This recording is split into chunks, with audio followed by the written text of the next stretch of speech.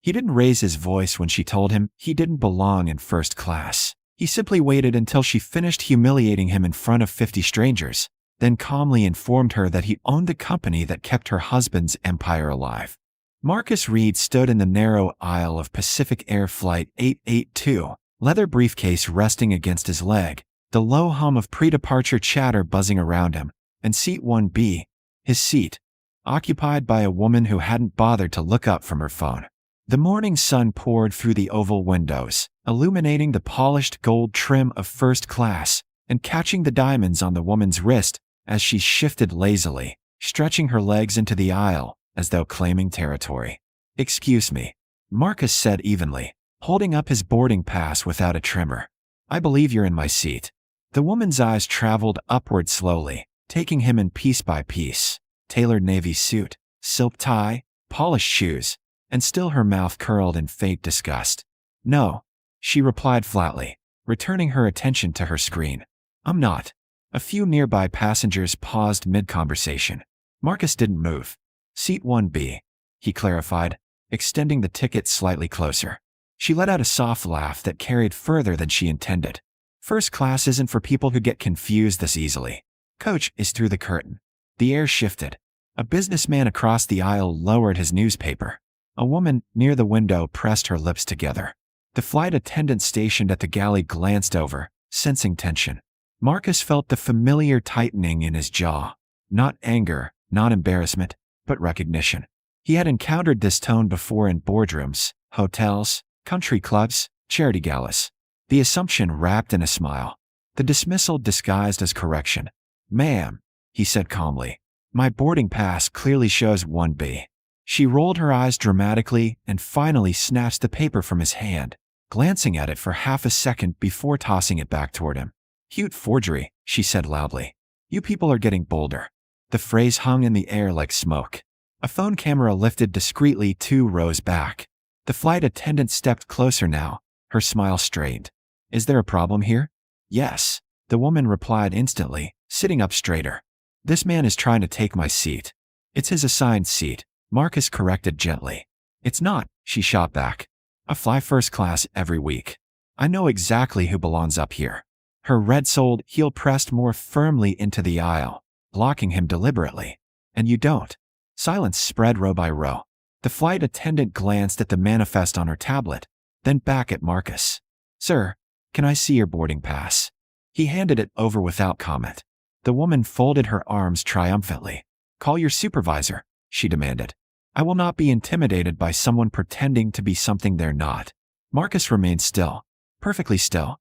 Years earlier, when he launched Titan Dynamics from a cramped Chicago warehouse with 2 engineers and a borrowed loan, he learned that patience was often more powerful than protest. When investors had laughed at his projections, he hadn't argued. He had outperformed.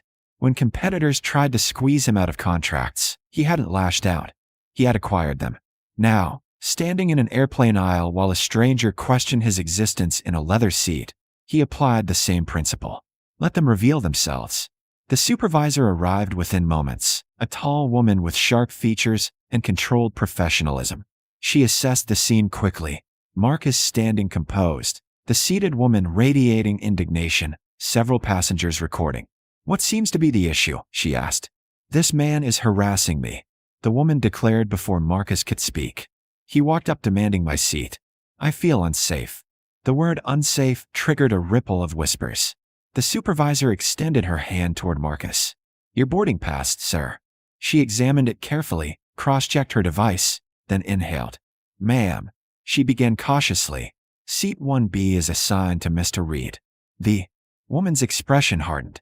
"Are you calling me a liar?" Her voice rose 2 octaves. "My husband's firm practically keeps this airline profitable. Caldwell and Pierce Holdings? Perhaps you've heard of it." Recognition flickered across the supervisor's face. Not awe, but calculation. The woman leaned back smugly. "Exactly. So I suggest you resolve this properly." She pulled out her phone and dialed. "Richard," she announced loudly, though the call hadn't connected yet. "You won't believe what's happening. Some man is trying to force me out of my seat." Marcus finally spoke again, his tone level and almost curious. "Caldwell and Pierce," he repeated softly. "Yes," she snapped. global consulting, infrastructure, aviation contracts. The kind of money you couldn't imagine. The cabin was so quiet now that even the engine hum felt distant. Marcus slipped his own phone from his pocket, glanced at a notification, then looked back at her with the same calm expression he'd maintained since boarding. Approximately 11 minutes ago, he said, voice steady enough to carry without shouting, Titan Dynamics terminated its primary services agreement with Caldwell and Pierce Holdings. The supervisor blinked. The flight attendant froze. The woman laughed again, though this time it sounded thinner. That's absurd. Marcus tilted his head slightly. Titan Dynamics represents 43% of your husband's annual revenue portfolio. He paused just long enough for the numbers to settle. I'm Marcus Reed, founder and CEO. Her phone began vibrating violently in her hand. She stared at the screen. Miss call. Another. Her confident posture wavered. You're lying, she whispered. Marcus turned the screen of his phone toward her just briefly, long enough for her to see the digital termination letter, the timestamp, the board authorization signature. Around them, passengers leaned forward in disbelief. The supervisor's demeanor shifted instantly, authority redistributing like weight on a scale.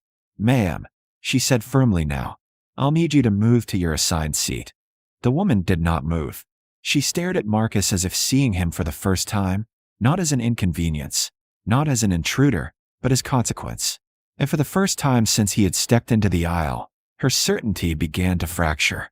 Vanessa's phone wouldn't stop vibrating. She stared at the screen like it had betrayed her. Richard, CFO, legal, board member. One call after another lighting up in rapid succession. The smug confidence she had worn only minutes earlier cracked visibly, her manicured fingers trembling as she finally pressed answer. Around her, first class remained unnervingly silent. Every passenger had witnessed the shift. Marcus Reed stood calmly in the aisle, not triumphant, not angry, simply steady, as if this moment were an expected outcome rather than a dramatic reversal at 30,000 feet. Richard, Vanessa's voice came out thin. What did you do? Her husband exploded through the speaker, loud enough for several nearby passengers to hear. Titan Dynamics just terminated the contract. Our stock is already sliding in pre-market trading. Vanessa's eyes flicked to Marcus. He threatened me, she whispered. He was aggressive. Threatened you? There are videos, Vanessa, of you blocking his seat. The words landed harder than she expected. The flight supervisor stepped forward again, posture firmer now. Mrs. Caldwell, your assigned seat is 4C. We need to prepare for departure. Vanessa blinked, stunned by the change in tone. Do you know who I am? Yes, ma'am. The supervisor replied evenly. And that seat still belongs to Mr. Reed. A murmur rippled through the cabin. Phones were no longer hidden. People were openly recording. Vanessa stood slowly, gathering her designer bag with shaking hands. A lipstick slipped out and rolled under a seat. No one helped her retrieve it. The aisle she had blocked so deliberately minutes earlier now felt impossibly long as she walked toward 4C. As she passed Marcus, she muttered under her breath, "This isn't over." Marcus met her gaze calmly. It didn't have to begin. He took his seat in 1B without another word, placing his briefcase beneath the seat and opening his laptop with precise, controlled movements. Emails were already flooding in. Legal confirmations, board acknowledgments, market alerts. His executive team was mobilizing. The termination was official. Behind him, Vanessa's whispering grew frantic. "You need to fix this," she hissed into the phone.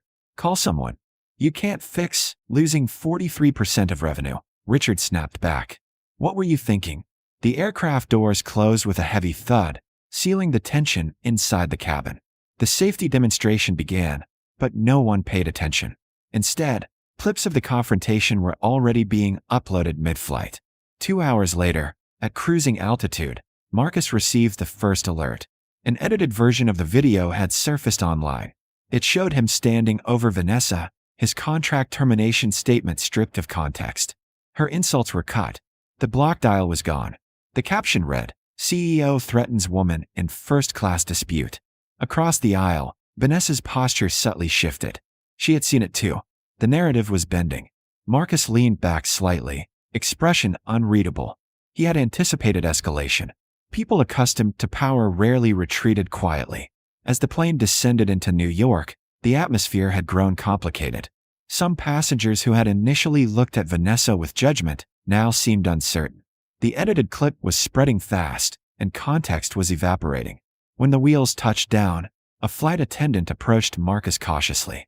"Mr. Reed, security has asked that you remain seated after arrival." Vanessa heard that. A faint, restrained smile appeared at the corner of her mouth. Passengers deplaned slowly, whispering, glancing back. 2 airport security officers boarded and walked directly toward Marcus. "Sir, we've received a report of threatening behavior during the flight," one officer said professionally. "We'll need you to come with us." Marcus closed his laptop deliberately. "Of course." As he stepped into the aisle, Vanessa added just loudly enough to carry, "Please make sure you review everything." He paused briefly beside her seat. Their eyes met, not with anger, but with calculation. This was no longer about a seat. It was about who controlled the story. And the fight had just begun. The private security room at JFK was quiet, too quiet for the storm that had followed them off the plane. Marcus Reed sat calmly at the metal table, jacket folded neatly beside him, while 2 airport officers reviewed the report on their tablets. Vanessa Caldwell stood near the doorway, arms crossed, her posture regained but her eyes restless. She had made the call before landing. She had framed the story first, and for a brief moment, it looked like it might work. "Sir," one officer began carefully, "we've received multiple reports claiming you behaved aggressively toward Mrs. Caldwell." Marcus nodded once. "I'm aware." He didn't defend himself immediately. Instead, he unlocked his phone and placed it on the table. "May I show you something?" On the screen was a full, unedited recording from seat 2A, already backed up, time-stamped, and crystal clear. The insults, the block dial, the words "you people," the dismissal, the supervisor confirming his seat, the termination statement delivered without a raised voice. Nothing trimmed, nothing rearranged. The officers watched in silence. Vanessa's confidence faded with every passing second. "That video online is incomplete," one officer said finally. "It is," Marcus replied evenly, and intentionally so. Within minutes, Marcus's legal team, already alerted mid-flight, arrived. Statements were drafted. The full footage was released publicly before Vanessa had even left the terminal. News outlets began correcting their headlines in real time. What had briefly trended as "CEO threatens woman" shifted swiftly to "executive confronts public racism on flight." Vanessa's phone rang again. This time, she didn't answer. She didn't need to. Her husband's firm had already issued a rushed apology, not to her, but to Marcus and Titan Dynamics. Shareholders were demanding explanations. Sponsors were distancing themselves. Marcus stood, buttoning his jacket calmly. There was no victory speech, no dramatic final line, just composure. As he walked toward the exit, Vanessa spoke for the first time since the video ended. "You destroyed us over a seat." Marcus paused, not turning fully, but enough for his voice to carry. "No," he said quietly. "You tried to destroy someone over a seat." He left her standing there, not defeated by revenge, but by exposure. Outside, cameras had already gathered, flashing in the afternoon light. Marcus stepped into the crowd with steady confidence, answering questions with clarity, never anger. He spoke about respect, about accountability, about how power reveals character faster than privilege ever could. By evening, Titan Dynamics stock had climbed. The full story had settled into place. And somewhere across the city, inside a glass office overlooking Manhattan, Richard Caldwell sat alone, realizing that the most expensive mistake his company had ever made didn't happen in a boardroom. It happened in seat 1B.